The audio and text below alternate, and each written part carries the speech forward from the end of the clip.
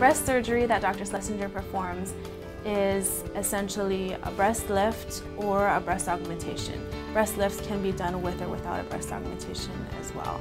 So the breast augmentation Dr. Schlesinger performs is transaxillary, which means through the armpit, always underneath the muscle. Nobody does them on top of the muscle anymore. And doing them through the armpit and underneath the muscle is the best way to do it. When he does them through the armpit, essentially he does them in the Langer's lines of your armpit, so the natural crease of your armpit. And the good thing about doing them in the armpit is that the armpit is the second finest skin on the body. So the finer the skin, the thinner the scar. When we do an incision in the armpit, at 3 months, those scars completely vanish.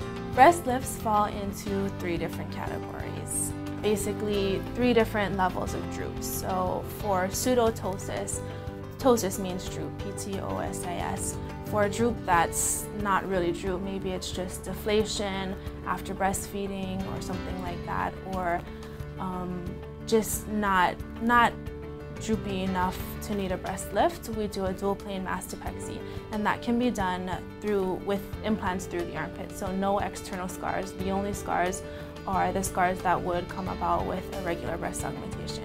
And we do a couple of little tricks that allow for the nipples to scar to a higher position. It's called an internal lift or the dual plane mastopexy, and it can be done it's always got to be done with implants essentially, but it can be done with just incisions in the armpits. The next type of lift is for moderate droop or ptosis. So maybe some sort of in between, not super very large, breasts hanging on the chest wall, nipples pointing to the ground, but a little bit more extensive droop than pseudo droop. What we do to treat that is called a Benelli mastopexy, and it's kind of right in the middle. And for a Benelli mastopexy, the incisions are right around the edge of the areola, and there's 1 permanent suture.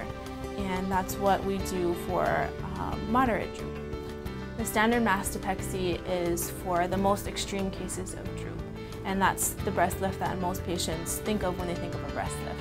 It's incisions around the edge of the areola, a vertical and a horizontal scar, and that's for very large, very droopy breasts.